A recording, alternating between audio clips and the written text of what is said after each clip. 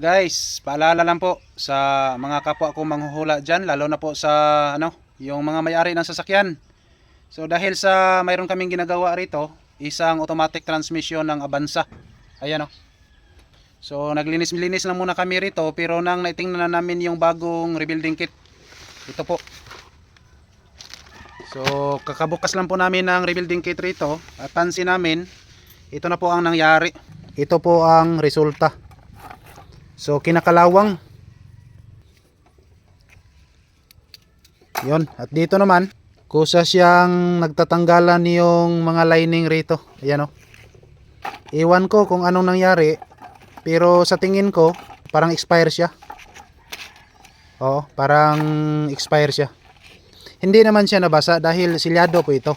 Ganito yan, nakasilyo yan. So ngayon ko lang binuksan, pero parang na-surprise ako dahil ito na po ang nangyari. Oo. So paalala lang po sa mga kapwa ko manghuhula, lalo na sa mga car owner, pag bumili po tayo ay kailangan natin tong i-double check. Pero hindi naman natin ma-blame yung supplier nito dahil hindi rin nila alam.